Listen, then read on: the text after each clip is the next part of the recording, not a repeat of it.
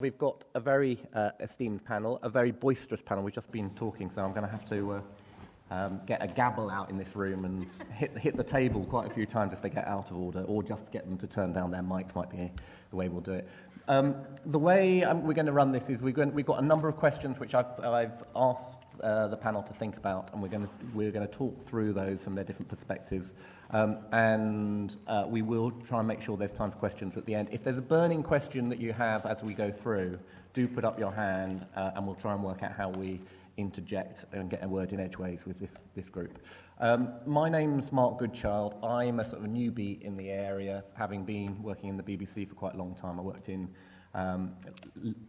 traditional linear programming and also in digital world, in factual, across documentaries, science and history, and also doing a lot of stuff in children's space. So I've just recently left, and the reason I think I got nobbled to do this panel is because I've been asking lots of questions about what do you do when you're starting up as a small company? How small is small?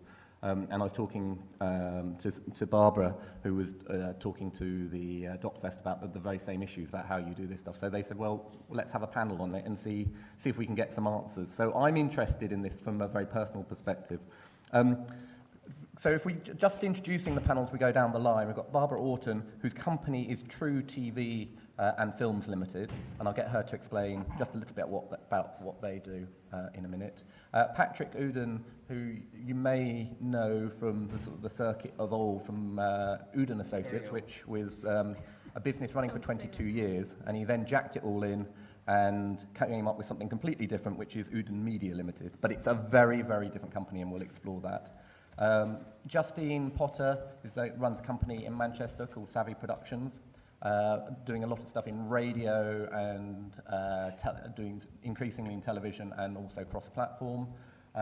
And Asta Vileus, how could I get the name right? Is from Denmark, runs a company called the Asta Experience, primarily sort of crossing different platforms and merging media, and she'll explain more about that. We've got two CEOs on the panel. One executive producer, and I can't remember what you put as your title. You're a producer, I think, on your page. So even what you call yourself in this game can be very different. So first of all, I'm just wanted to ask, this session is about small businesses, and I think we have a perception of what we mean by small businesses, but I wanted to check in the room what you consider yourselves. I'm assuming the majority of people here are from small businesses. So put up your hand if you think you're in a small business. Okay. Hands down. Put up your hand if you're a sole trader, working up ideas, maybe a freelancer, but not running as a company, a limited company. Okay, good. Limited companies where it's just you, but it's essentially a limited company, but you pay VAT and...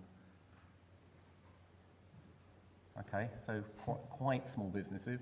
And then slightly bigger where there's a few other people and you're in a company maybe of about 5 or so? 4 or 5? Okay, so any advances on 5 in the company?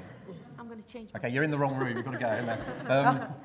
So I was looking around, just trying to find out what the industry definitions are. Obviously, we've got terms for small and medium-sized businesses, which is anything under 50 people working in teams. So when we initially started talking about this, we were trying to work out what are we talking about. And the word emerged, and I think it came from Barbara. You were talking about this, what you're talking about primarily is a micro business. So tell me what you think a micro business is and how it applies to what you're doing. All right then. I'm Barbara Orton. We've got True TV, and it's a company based in Glasgow, an independent production company, and we work for the UK and international markets. So 1 minute we could be perhaps we do ambitious projects. One might be 2 1-hours for BBC One, but we could also do co-productions, right? So we do ambitious things, but we're a tiny company. So what I mean by micro is, say, about 1 to 4 people, but it might be 5 now. We tend to work with freelancers rather than full-time employees or part-time people. We can expand and contract at will. We have got an office, but it's a space where we can bring in lots of people or have very, very few, or even work from home at some points. And our particular business model is about producing niche product, like niche films, for a global marketplace, which is possible now. And so with, when you say 4 to 5 people, are those people permanently on your books? Are you the full-time contingent? I'm talking about the kind of definition of a micro company. Yeah. I mean, with us, it's 2 people. Okay, and full-time, two of you full-time, and then... But then we bring in other people depending on what we're working on. And Patrick, so your definition of micro is more about the space you inhabit. Well, it's partly that. Historically, I used to run a company back in the 90s, turning over around £8 and £9 million a year. So I've had a big company as well. In 2004, I lost interest in it, to be perfectly honest with you, and decided I wanted to try something else, and really ran a life experiment to see whether I could run it off things like this and my bicycle and still survive. And the answer is yes. You do have to be slightly more broad-minded about what you're prepared to do, and you've got to sell your skills into broadcasters and to other small indies and so on and so forth, or maybe even large indies, but also move into the world of new media. And so I have another small, almost virtual company, partly based in Los Angeles and partly based in London, which is called Heuristic Media, that works in apps and online work. So my definition of a micro indie, as opposed to a small company, would be a company that has no office space. And Uden Media Limited, lots of cafes. With Wi-Fi. With Wi-Fi. Kitchen table. Indeed. It's actually, for some time I had a house in Santa Monica, and I noticed the way in which it was going there, and I thought that's a good model. It's a good model. It's creative, it's fleet-footed, and providing we can persuade the people in broadcasting that this is a good way to go, maybe there's a future in it. Whether there is or not, I don't know. I'm still finding out. And Uden Media Limited is how many people? It's just me. It's just me. Yeah. Okay. And it does lots of different stuff. Justine, how does Savvy work? So Savvy Productions is a multi-platform production company across media, whatever. I mean, take your pick what phrase you want to use. There are 2 of us there permanently, but there's never probably just 2 of us working in the company. So I was in the BBC in radio drama and left 2 years ago, so we're a fairly small company. Because it's fairly new as well, I suspect we'll grow bigger. We are, I sit with a content hat on, and then I have a technical director who absolutely comes in from a technical point of view, because I wanted to be able to own the content and the way we spread it across different platforms, the way you interact with it, or the online side of things as well, rather than work with a separate digital agency. So we do both. We've been working, the technical director was in China for a very long time, so we've been Skype was our office for a long time, and we now have a series of associates. I realised quite quickly that I couldn't be everything. I couldn't be a games expert, and I couldn't be a TV expert, and a film expert, and a radio expert, and an online, and an app, and all the rest of it. So I have a series of associates. These are people with vast amounts of experience who are often doing lots of projects, freelance or with their own companies, but who I co-opt into the company on different projects, as well as loads of freelancers per production. But those people are the names on the pitches. They pitch with me, and we work together on lots of projects. When the bigger projects come in, we work as a team, or they farm it out to their teams. But I'm not employing them. I'm employing them per job, effectively, and possibly for development, not necessarily employing them on staff. And that's a really nice way of working, because I get to work with the sorts of people I probably couldn't afford to have in the company permanently. And it means they can work anywhere in the world. So I get a pick. We're based in Manchester, but I've got associates in London, in China, all over the place, actually. And that works really well. And Asta, slightly different in Denmark in terms of some of the legal things we'll get into that a bit further, but you are working not just in the sort of broadcasting space, but across with museums, academic institutions, but at the core, the sort of the hardcore of what your business is, that's how many people and how are you working? Well, actually in the office, we would say we're 3.5. So you have an office? Yeah, I actually have 2. I have one also where I had my own company. I ran 2 Centropa companies I got headhunted by Lars von Trier when I was 23 out of university to create hybrids. So any digital experience. And I ran a company with that for 12 years, where we worked in everything from educational gaming, interactive experience, interactive cinemas, film broadcast, alternate film launch. Actually did some of the first projects here in the UK with very interesting distributors back in 2003, I think, when the web started getting bigger. So I nearly produced any interactive format, developed and produced with a staff that just grew and grew. And then when we thought, now this is getting, we have to narrow, we created another company. So I had two Centropa companies. And then one day I looked in the mirror and I thought that I was getting really far away from the creative side of it. And that's the only reason I ever went there. So I sold the two companies and now I only do fun stuff. So I do the same as Justin, but I've just been doing it for 10 years. So it means some of my work partners I have closer relationships with. So they're actually also the people I do the strategies with. So it's like I have a board of people that are sometimes my subcontractor or I can be their subcontractor. But together with my game company, together with the 3 universities I've been working with, I took universities because at that time nobody else worked in that space. So I couldn't find an interaction designer or game designer. I had to go to the universities. And I still do that because that makes our tech and our solutions 3 or 4 years ahead. And also it makes me, and I'll say this as a tips I didn't put down, in transmedia and digital, we don't have money for the development. We don't, and we should have. So if you use researchers, and they're specialized in it, and actually take the ones who does applied research, which means they also do prototypes and draft down ideas, you will get so much amount and knowledge into your project. And the broadcasters can't compete with that either. So I really love working with universities. But I would say we do any interactive project. We've been very lucky with some having over 10 million hits in 10 days. There are others where we failed horribly, but we do it as a group and we keep progressing as a group. And I really don't care if I'm the CEO or head of it. I care that we do new interesting things. So the model I'm talking about is not going to make you rich, only in the people you work with, and only that you're so flexible that you can work with anyone who shares your passion. I would never do a project without proper money, because that's not fair to the people you work with or to a professional level.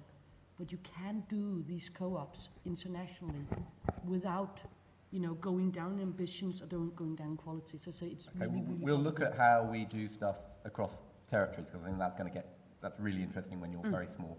I just want to sort of drill in a bit about, what you were saying, it's about the disciplines, people from different areas, and also being able to bring in money from academia.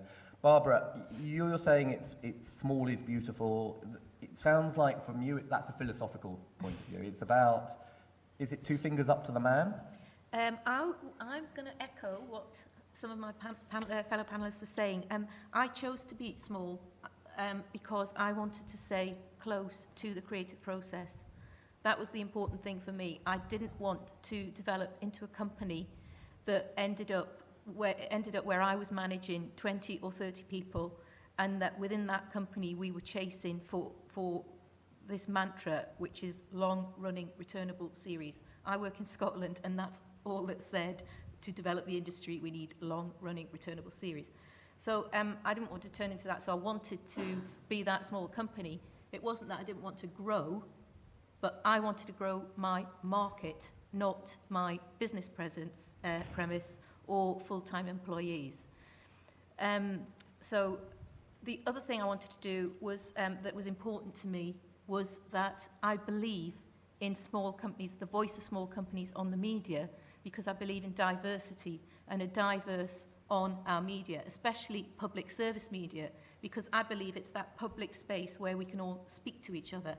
And it's not the preserve of an elite group of choosers that say what we understand, how we understand the world and ourselves in it. So philosophically, small is part of the ecology that we need, and it's also getting away from having to just constantly get work to feed the mouths to do those long-running returnable series, that you can get into that sort of... And it's important to say I'm not against big companies at all, but I think we need a kind of mature ecology, and a mature ecology has big companies with like the bricks, and the small companies as the sort of mortar. But I've got to say, there's problems with that because it's going against the tide of traditional business orthodoxies. So the problems are with commercial confidence in you as a small company. That's broadcaster confidence in you as a small company, and also public agency support in you as a small company. But just like large companies, small companies have to have strategies. Large companies get strategies to run, so do small companies need to have strategies. And they're some of the things that we're going to be going into. So just, Patrick, having been in charge of one of those big companies and now gone small, I think we'll get into how do you organise yourself, etc. But this sort of perception of, you're not very successful if you're small, is that something you've encountered from being, why on earth did you give up this 40-odd Yes. strong? I don't think it's a... I think the thing is that, for me, I love simplicity. I dislike complexity on the whole, and large companies tend to get very complicated. They're extremely good at mopping up problems, and it's almost sort of disguising, if you like, difficulties. The thing about being small is there's no room for that. You have to make the right decisions very quickly. You have to be very, very fleet-footed. I like that world. It's fresh and dynamic, and you kind of want. It makes me want to. I don't know about anybody else, but it kind of keeps me wanting to do it. So it's a personal decision. It's not a commercial decision. You can make it work commercially if you're really, really dedicated to it. And I think you've got to be salesperson, you've got to be practitioner, you've got to be charismatic leader, all of those things. And you have to fight your corner. There's no doubt about it. You're fighting hard. But I think another thing to say is that we refer to large companies. Actually, in the world of business, television companies, by and large, aren't very large. They're relatively small. Yeah. So we're really talking about minute companies, almost non-companies. Do you think that there is a sort of an inherent industry assumption that you've got to have a nice office with a nice chair and a few runners and a few working there to prove that you're actually made it in the business? No, I don't think it's that. I think it's that culturally television lives in that kind of world, and they live in a world where coffee's on. It's what John Betjeman said about working on in television. Somebody's always giving you a cup of coffee. It's a world where those sorts of things are on hand. Somebody gets you lunch. somebody plumps up the cushions for you. It's that kind of world. So commissioning editors and television companies are used to that sort of thing. I don't like it, actually. I'm what somebody called a roundhead. I dislike all that cavalier world. I think it's nicer to be simple. And it's one of the reasons I went into apps, is because apps is the Wild West. There are no commissioning editors. You put your reputation on the line, you put it out there, somebody pays to buy it. And I like that. It's a fresh feeling. It's what television used to be like a long, long time ago. So we hear a lot from the broadcasters at the moment that they are interested in diversity, they want to work with big and small companies, and it does sound, from what everyone's saying, partly about having associates. I think, Justine, you mentioned about working with other people in your mix. Before we get to how the broadcasters see it, do you think it's possible to go from being two-person in the company and then land a big commission and skill up, staff up to deliver? Well, production companies work like that anyway, because you get a massive show and suddenly there's hundreds of people involved and then it shrinks back down again. I'm not sure commercially whether it's a good idea to anything but now, actually. That seems the only reasonable way of doing it. And as budgets get tighter and tighter and you're expected to do more and more for them, then small companies, you just have less overheads. It works. It's a cheaper way for the broadcasters to do it as well. But I think the faith in a smaller company means that you do a heck of a lot more work in terms of building relationships with broadcasters. But a bigger company would probably have a talent manager who knows all the APs who are free. Your job, when you spend a lot of time trying to secure a commission, and then when you get the commission, you're taking up a lot of your manpower trying to then going, shit, we've got to staff this up, we might even need an office. You know, Yes. all of those things which bigger companies would take for granted because they've got an infrastructure, a team support. Is it easy to do? How do you do it? Well, it's not easy, and it relies on you having contacts. You need to know the people that can help you do that and do it well. I think Baby Cow is interesting in Manchester. So this is drama and comedy. Steve Coogan's company. So they have an office within a big, so a 4-person office within is the greenhouse at Media City, and within that space there are 40 office spaces, and they expect that to happen. And then there are agencies attached that are every region has an agency that will find you that talent pool that is there for you. And I work in the Northwest. There's a sort of Northwest agency. I forget the name now. It was Northwest Vision and Media, who have access to that talent pool. Yes, a huge amount of my time is working out who the right people are for those projects, and they're always different people because they're always different projects. But eventually, when you've been doing it for a while, you get to know the people, the gatekeepers who can find those people anyway. But you're right, it takes a lot of time. And if you look at how digital industries have emerged, it's very much like that. Lots of different specialists working out how they fit into each other's supply chains. How are you doing it? Well, I've been working in the field for so long that I kind of saw all the subgenres grew up, and what happened, just to tell why I did it, was I got this really interesting project in Lebanon, something called International Media Support, gave you much more money than you normally get for taking documentary material and creative and interactive story. And I just looked at the dramatists I had in my Centropa company, and they were not good enough for this project because they were working on so many different projects. And I kind of found out that for someone to be really good at what they're doing, I needed a staff of 200 just in the one company, because I would need to have 3 or 4 dramatists working together, or working on different projects, discussing their field and their competence to be really good. And I really see that specialists, they fertilize each other. So I want to have 5 cameramen who talk to each other regularly. Then they get even better. And I could just see this kind of huge international company growing up, and I could see the market, I could see the potential, I could see with all Centropa contacts and what we did in arts and education, we could really do it. And I just saw these amounts of planning and me getting away from the creative. But I also saw somehow less talent. And as you say, it's really about who does the project. Every project depends on people. And especially in this field, there's no templates. And for me, this is the only way I can get the best people to do the best project. So I would say, and yes, it gets more and more specialized, but if you work with a project, you know this. But there's a difference between having your favourite cameraman or camera person who you're going to ring up, and if they're available, they'll work with you because they like working together, from having people who are a bit more invested in helping you get these projects off the ground.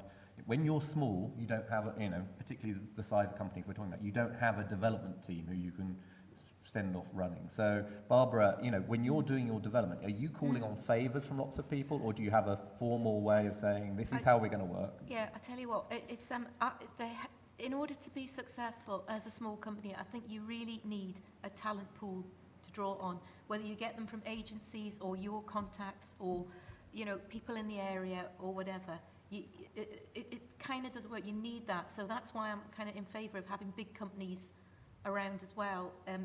It's obvious. And, that there needs to be people employing people so that there's a pool of talent to draw on. But, you just have to do that. But is it all done on just a trusting relationship, or do you have a formula that you're going? So when it's development, it's not funded. I mean, it's a classic. I'm sure everybody does it out there. You just say, look, this is a promising project. Let's work on it together a bit, and if we get some sort of hint, then we'll all get paid. Or if you've got funded development, yes, you pay people to do a job. But when you're saying we'll all get a bit, we're talking about a bit of a slice of a production fee, or no, not necessarily. No, again, it depends on the relationship, depends on the project. But again, keep it simple. It gets, in my experience, it gets less messy if you are, it's just employees. You are employing people to do our job. Okay. It depends on the people, though. Some people I would always just be an employee and they will give me a bit of their time for nothing. Other people are worth particularly when I'm doing technology projects, where there's IP and there's ownership of that the investment that somebody puts in means that if that product you're creating is able to become a format that rolls out all over the place, those people deserve a good stake in it. And actually, you've got to promise that. You can't always pay for that, but you've got to promise it in lieu. Patrick, are we really just talking about a sort of an extension of the freelance economy, and we've just got a lot of good mates who will call on, or is this a different structure? Well, I don't know about anybody else. I mean, I have an enormous number of people coming to me looking for a kickstart or a job or just their next gig, as it were. And I've always had this view, had it ever since I started in television, really, that people, there's another word for experience, which can often be bad habits. And I like enthusiasm. I like people who bring enthusiasm to projects. So I don't necessarily look for people with a track record. I look for people who've got that extra something and try to build companies which are, it's an old thing, greater than the sum of their parts, you know. I'm a great believer in people who invest themselves with talent and learn stuff and so on and so forth. And I think we all benefit from that. You're right, big companies foster this sort of thing. They can train people and so on and so forth. But then I'm a great believer in training too. I've spent a lot of time training people. So I think it's as I say, it's a personal choice as to whether you decide to stay small and fight your corner as a sort of small maverick in this very fast changing world. And that's the other thing we have to say, is that television is no longer the only show in town. There are many other things to do. And are associated with what we used to call traditional television. I mean, we've just had lunch at a place that was making knives and forks in the 1930s, and by 1947 it was dead, and derelict. And television could be the same. I mean, the industry never stands still. So there's no way of telling, and small gives you that ability to kind of keep yourself in, moving around. As I say, I've swept into the world of apps and found it rather rewarding with my television skills, but other people might not. So there is something about, Asta, particularly looking at the relationship you have across all sorts of disciplines, there is something about the digital industries. It's sort of considered acceptable to be small and fleet of foot and to have any number of sort of different trading partnership relationships. Tellies seems to go, they like, commissioners like to talk about working with small, but it really scares them because there's no, big is actually safer. Is that what's your experience of the perception of being a small, that you're actually... I think I lost a project, what is 25 million kroner, Catherine, in euros? Is that... 3 million euros? We don't do euros here. Yeah, no. No. I'm so sorry. £2.5 million. £2.5 million. I lost a project for £2.5 million because, and it was cultural money, and actually I was asked afterwards if we wanted to do, to take it to court because of trust.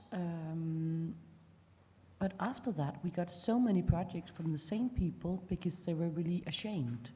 So when you say because of trust, because they didn't have it was faith because that you could deliver I put together and just sold 2 Centropa companies, and 2 weeks after, someone lands this amount of money in my lab and says, can't you come up with something interesting, both digital and physical? And then I put together university, architectural company, 2 game companies, Danish broadcast. And I think they got really scared. We won the competition, but I think it took half a year, and they ended up paying us a lot of money sitting to meetings, complete waste of our time and their money. And we lost the project, but then they gave us like 5 or 6, 7 other projects, which amounted to more in the end. So you will meet the first times you come up, where you kind of gang up with a lot of interesting people.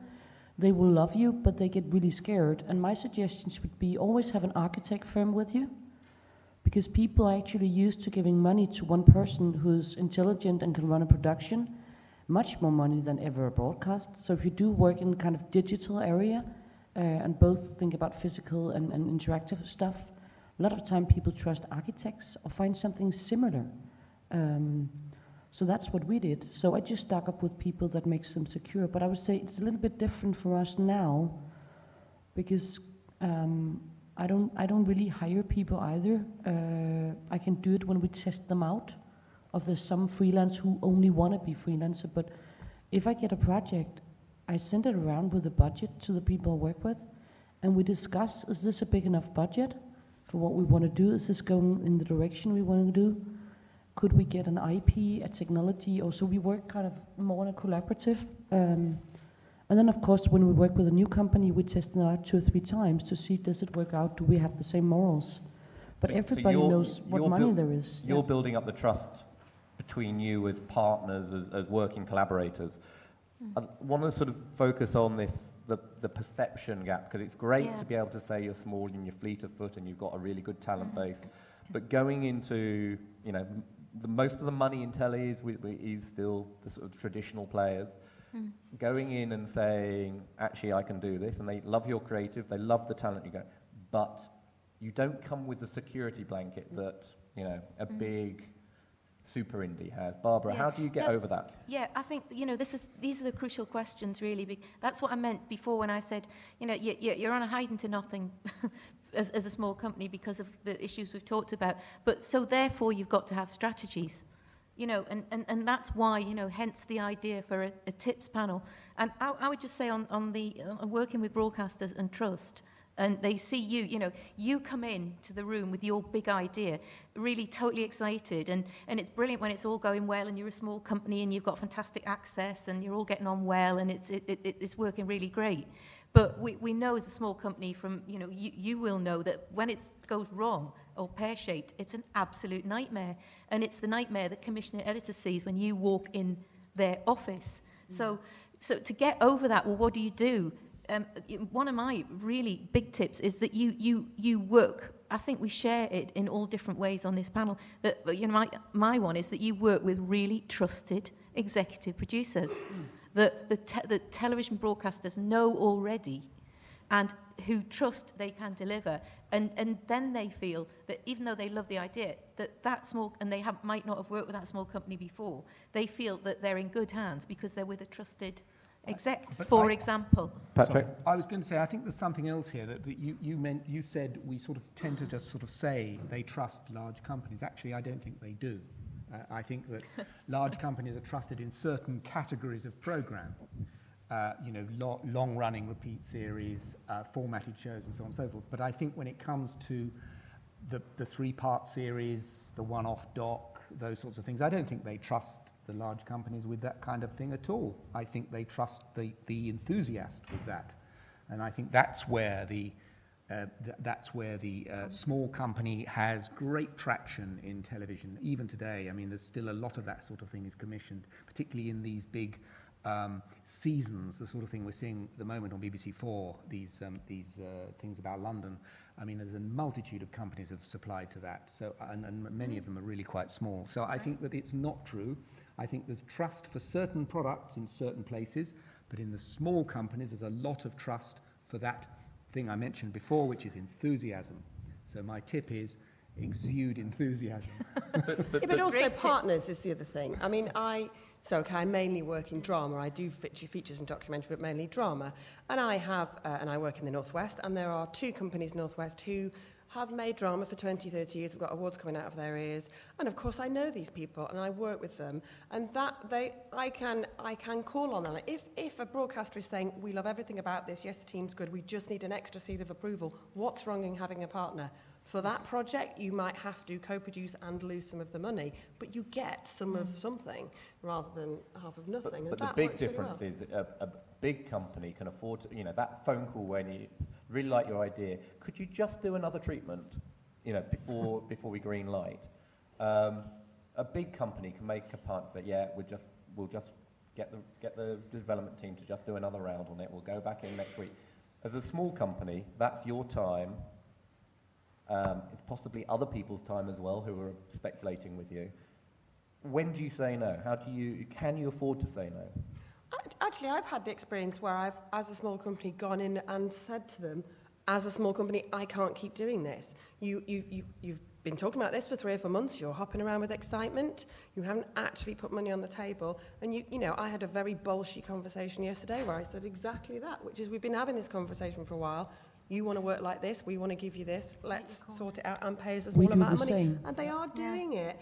Okay, it is exhausting, but if you're nice 98% of the time, that moment where you go in and just bang your fists and say, just give us a small amount of money, they are doing it. It does, it is hard work, but, Yeah, but no you doubt can about ask it. for It's it. hard work. And it's about reminding them that they're on salary. Yes. Yeah. Have you And got the you're nerve not. to do that, Justin? But you get the... Well, I have got no choice sometimes Yeah. because I have to say, even if I work for you for free for the next doing this, I have a pile of people who I just think I'm taking the piss with now and you can't do that. And, that... that's work for me at the moment in TV and radio and online, and people are doing it. It does require... The grit and enthusiasm is bloody exhausting, quite frankly, but it is worth... If you've been nice all the time and you don't bang your fist every time you meet them, you can do it. Okay, so the panel were asked to each come up with some top 10 points, and the list was going on and on. So we've had, I think we've teased out some of them already, but I pulled out some of their points from an email, the emails that were going around before, and what I thought is we'd just actually go through the list a bit quick fire buzzer, because they come from different people. So if we can bring up the slide, and we just go through. They're not in any order. If I was really clever, I'd have been writing them up as we go along. So the first one was get more out of every day by starting early. I think that was you, Patrick. It was. Yeah. Explain. It's pretty self-explanatory, isn't it, really? I mean, Does that mean start early and finish late, and therefore just do more not hours finish in the late at day? all. No, absolutely not. I mean, I all I can tell you is the way I used to run my other company, which was I used to have meetings every morning at 8:30, and that made sure everybody got in, because if they didn't come to the meeting, they wouldn't know anything. And then I was always go around at 5 o'clock and say, clear your desk and get out and have a life. And I think that time, it's odd, that time shift gives you a head start on the people who start late and finish late. Somehow, people don't expect to talk to you on the telephone after 6 o'clock at night, so there's no point in hanging around anyway. But in the morning, you can get yourself very, very sort of genned up and ready for that first phone call, and that's what I like. I like to be prepared. So it's a sort of tip, really, just a kind of tip. I was asked for top 10 tips, that's one of them. Yeah. Get up early. And I'm saying no, because I've got 3 small children who actually do have to get to school, and I start when they've gone on the school, when they're physically out of the house, and I work at every flipping hour God sends, because I work with the writers. And we work internationally, so I have people from Canada, so my time schedule changes. It depends on where from in the world people are. So another thing that rings you up at 11 o'clock. Another thing that Patrick said before we met was also a very interesting technique when you used to do quite a lot at Channel 4 about turning up at Channel 4 for your meetings. Yeah. Go on, tell us how you made that one work. I would turn up and, your usual thing, go to the desk, I've come here to see blah, and they'd say, fine, sit down, take a seat, we'll tell them, and then you'd sit there, and you'd sit there, and you'd sit there, and you'd wait, and you'd wait. Well, I didn't. I used to look at my watch and I'd say, right, it's 3 minutes past, that's the end of it, I'm going, and I'd cycle off. And before I got back to my office, I'd get a phone call, where are you? And I'd say, well, I was there, but I've now gone, And they'd say, do you want to make another appointment? Okay. And next time they were on time. So you can tell Patrick's got the high-risk approach. But it's interesting, particularly with especially quite a lot of the broadcasters now. It used to be very London-centric. I know, Justine, you're doing stuff. Spend half of your times on train, and I know we had an incident when you came down to London for a meeting, which wasn't happening 2 days later. Yeah. So managing, your time is precious in a meeting culture where people expect you to come to them. How do you manage that? I don't manage that well enough, actually. And my next thing I'm going to bang my fist on the table about is saying to a broadcaster, do you really need that meeting? Can we really not have that phone conversation? Because I am constantly brought down to London. It's a £100 return if I don't stay over and don't eat anything en route. And I often go in to say, let's have a think about this. Ooh, and that thing, that presentation that you sent me, I've not read it, so let's have a meeting so you can tell me what it said. And things like that, and I do that all the time. And I suspect I need to get a bit tougher on what we're actually meeting about, and is there going to be an end point after this that's different than the starting point? So that's my tip to myself, quite frankly. Really important projects, first personal meeting, no matter when the world people are, and then Skype, because everybody likes using their time wisely. So actually saying to them, this is a waste of your time and my time. And then you actually meet up to get the social contact. But I actually have one of my favorite work partners is a man from Italy I've never met. I met the director, but the producer never met. It doesn't exist, actually. He doesn't know. No, Sergio doesn't. He He's wins an avatar. prizes, and we get some Tribeca money and stuff. So there's someone pulling the strings, but I know the director. So one personal meeting, rest Skype, save everybody time. And you can definitely do that with productions. Yeah. It's more the relationships with the buyers, I suppose, is the more challenging. Next one we've got is believe in yourself. Who was that? That was It might have been me. yeah. You were debating between be nice to people, which sounded a bit like Google, Just don't how be crap evil, is that? Yeah, be and nice. be good, believe in yourself, which is also A a bit bit naff. wishy-washy. It does sound like one of those self-help books, doesn't Go on. it, What do you really? mean though? Well, just that I don't think people are obsessed by great ideas. We keep having this conversation. There are millions of great ideas. We all have about 20 a day, and actually they're worth very, very little. And commissioners get shed loads of great ideas all the time.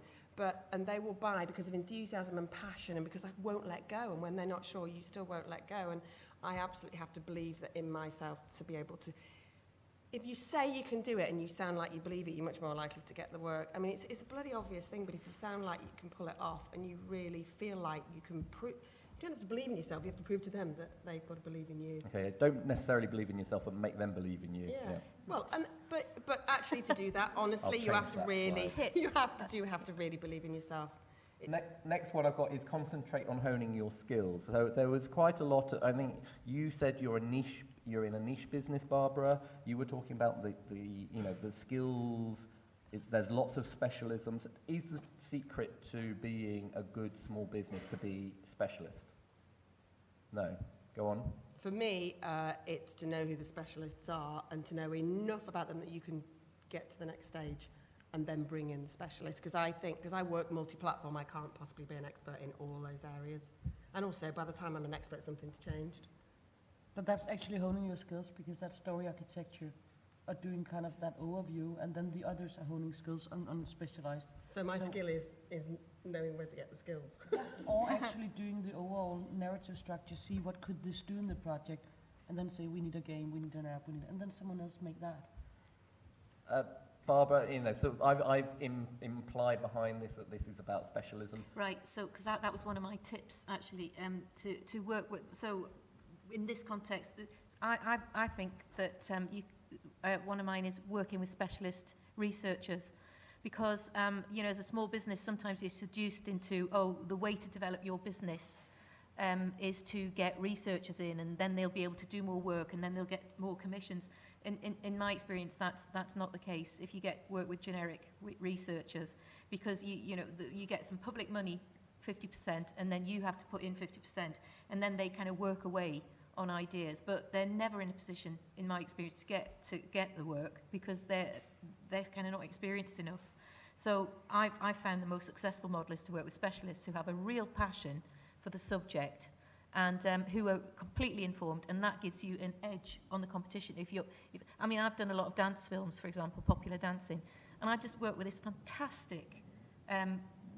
fantastically skilled, experiequest, informed consultant, and we got loads of quite a lot of ideas away because of the quality of his research and our working relationship. It was a really, really great partnership. So it could be sort of your skills are managing specialists now. I think, for me, it's different. There's a saying in business, which is a good manager should be able to come in, make one decision and go home. And I think in television, that's what's needed. The skill is to see the story, or whatever it is, to be able to cut straight through, clarity, quickly, and be able to see it. And if you've got that, even if you're small, you'll get hired, because that saves money. It saves loads of money to be able to go in and say, this is how this has got to be. It comes sort of onto your one, which was keep it simple. Yes. Do you want to? Yes, well, I think it's the same thing in the end, really. I mean, if you're small, there's no bureaucracy to sort of mop up those problems that we've talked about. Large companies, they often do have that. They've got lots of HR departments and so on and so forth to do those very things. That's what those departments are there for, to reduce risk. And if you're small, you live in a high-risk world. It's like all small organisms. Your risk is greater if you are a sprat than if you are a whale. And so you are a sprat, and so you've got to keep it very, very simple. You know, where's the food? Go for it, kind of thing. It's that sort of world, and I believe in that. Always have done, and I'm enjoying doing it now. Just a sec. So we've captured this sort of surround yourself with trusted talent, but there was something that this led on to, which was bond with the team and regular training and advice. And there's something behind what you were saying about simplicity, about being able to cut through and knowing, I suppose, your role.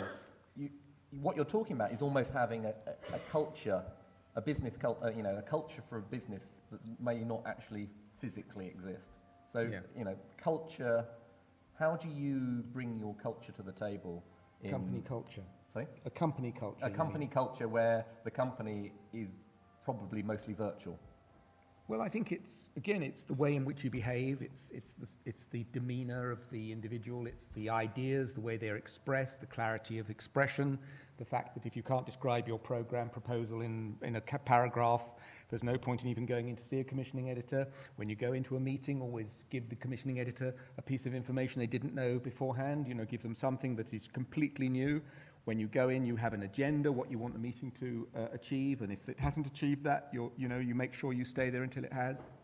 All of those things, very, very firm, simple, but sort of nailed down view of how to run yourself, and you can then remain very, very efficient by being small. If you try to behave like a large company, get up late, wander into work, you know, think about things for a while, write 20-page proposals, all that kind of stuff, you know, you'll never survive. I mean, it's the end, isn't it? So it's pretty simple, really. It's pretty obvious.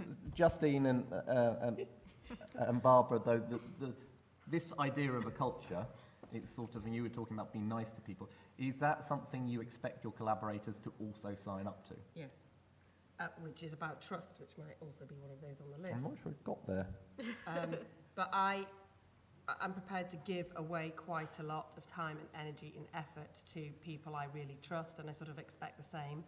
And we all get more if we trust each other. That's vastly important to me. And if the trust and the goodwill is there, anything is possible. The second that stops, and I have turned away commissions when that has stopped because I know we won't get something good at the end. Second that trust stops, I think it's dead. Do you have a culture with all of your collaborators? Yeah, very much so. And it's very much about development and very much about direction. And we actually do the opposite of what you do. Because we say we are what you eat. So we don't see, here's the food. We say, which food do we want to eat? And then when the foods come swimming by, because if we're 10 really, really engaged people, just imagine the amount of leads and hints that creates. So I have 10 different people in 10 different areas, 10 different financing firms they're looking at, 10 different ways of getting jobs. And all those jobs we come and look at, and then I say, which ones do we want to eat? So instead of me going for some food, we have a lot of people saying, what food do we want to have? Which direction do we want to go? Because else what can happen to you in the collaborative or in the bigger companies is that you have to run for projects to survive. And the projects you do are the projects that shape you. That's how your next project will be near to. Because the time you spend is time you'll never have again. So for us, it's very much about what food we eat, what projects do we take, what don't we? Barbara? I think simply lots of different skills, but a sort of shared values. Okay. That, But do you you know, in a deep articulate, level. are they out in the open? Do you get them out and saying, this is what I actually believe? And I think so there's a bit of, this is the kind of projects we do in this in this area, in this company. This is the kind of thing we do.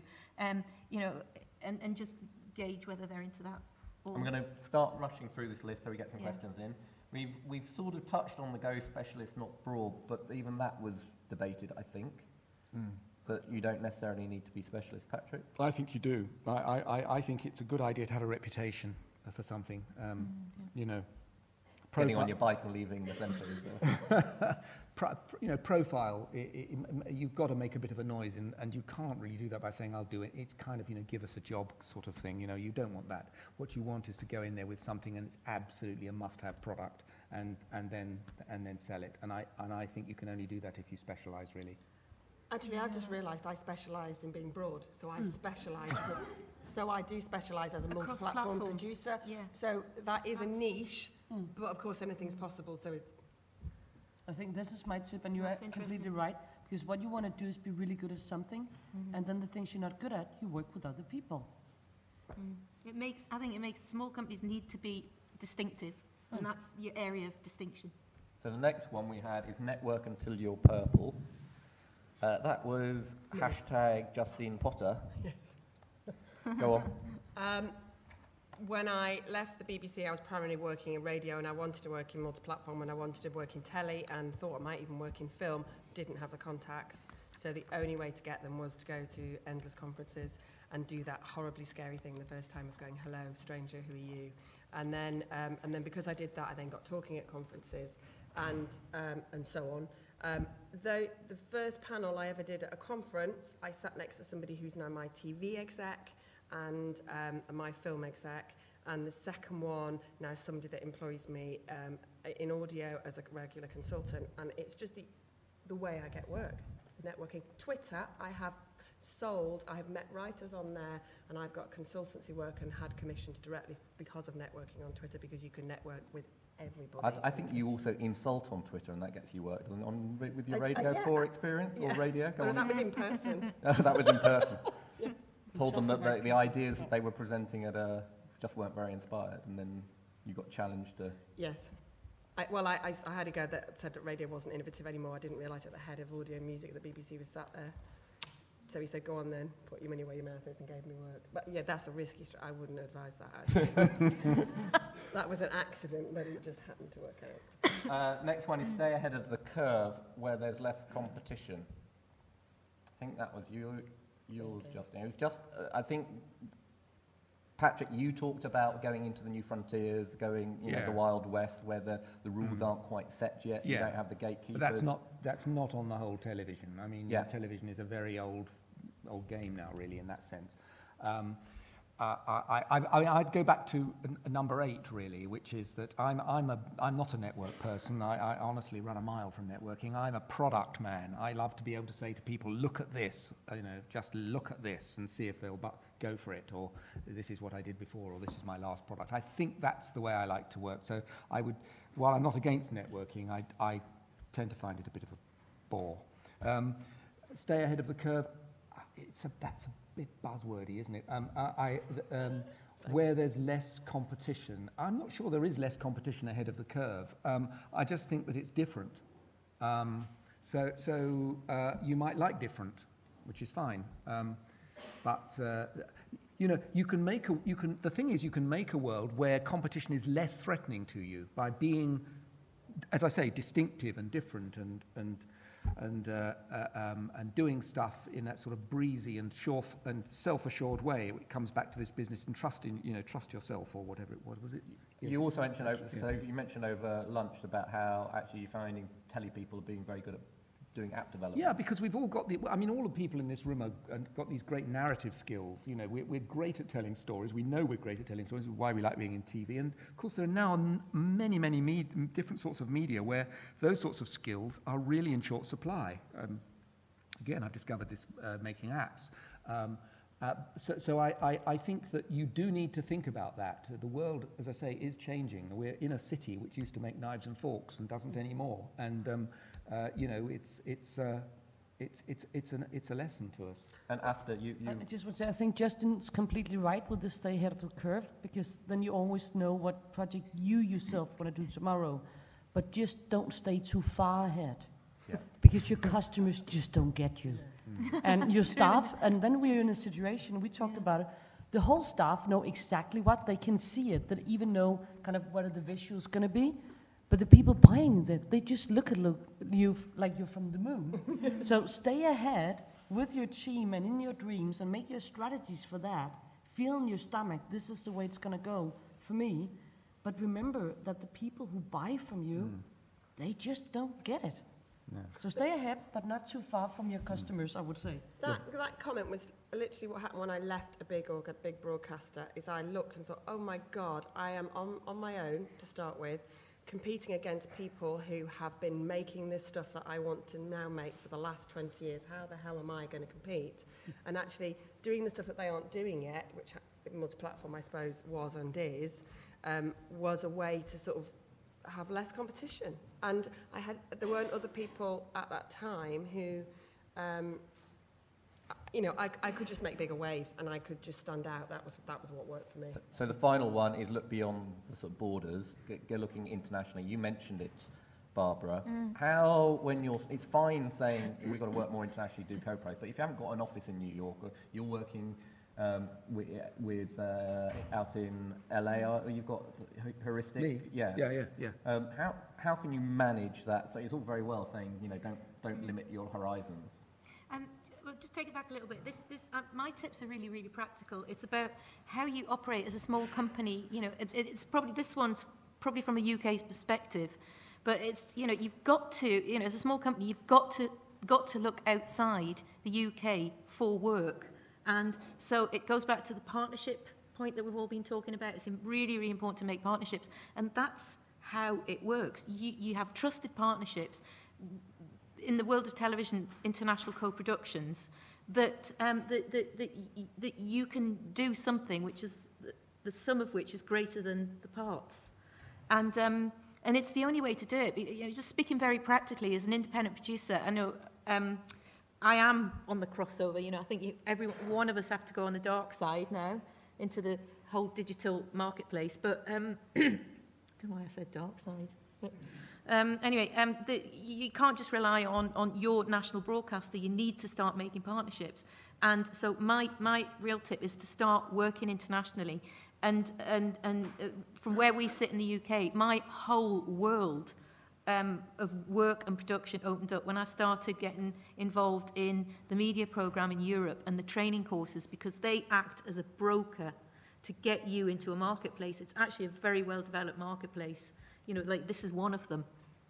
The market, the film festival, the pitching forums left, right and centre. It's just really important as a small company, because if you then just rely on your national broadcaster for commissions, you're dead. We've got UKTI here as well. That's what my big thing is. So some of the courses are, you know, like there's millions of them, Eurodoc, ESOdoc, Documentary Campus, StoryDoc, but then you say, well, how can I go on these courses? Where's the money coming from? There's agencies and that are here, just the UK DI desk down in the meat market. You know, go and see them, because there's all sorts of schemes where you can get the money to go on them, and it just opens up a whole production world and a whole world of rich experiences that actually make it really enjoyable and fun as well. Last thought, Asta, because we want to get 3 questions in. I would say both production-wise, like you're putting some productions to China. We actually sometimes do a lot with Sweden, because the currency is 30% less. So both production-wise, you don't need a very big volume, but also just common sense. Me and Justin, for example, we do not compete on our own market. So if we come together, we double the strength, and nobody competes with each other in our own market. So there's only, I mean, if you don't already think international, start now, and it's not very difficult. So questions. Massive Have you got any tip. questions? You got, Mike? Otherwise, I'll have to start going through the other 100 tips that they had. No questions? Well, we haven't. Stunned them completely. We've probably not left enough time, probably. I don't think, I mean, it's interesting, point 9, isn't it? Going back to it. I mean, you couldn't possibly go to your bank manager and say, I'm going to stay ahead of the curve. I mean, there's no way he's going to do it. The bank manager even see you these days. Yes, I think they will. I think they do. I mean, you know, I've got a very good bank manager for my stuff. And they love being involved with the culture of our world. I mean, it's what they have they're bored. And so you can make their life interesting. You're the colourful part of their life, you know, and you can play on that and tell them stories and so on. They can then tell at dinner parties that they have and so on and so forth. So There's a big difference between traditional production companies, small production companies, and sort of digital startups, where they're looking for investment in the company rather than investment in the idea.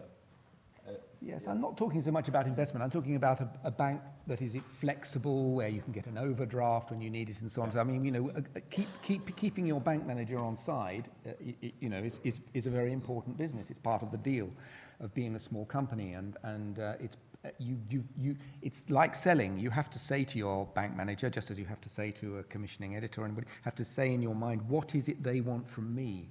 What are they looking for? Put yourself in their position. And as I say, you know, on the whole, bank manager wants to be entertained. And so you go in there with entertainment. They don't want to hear stay ahead of the curve.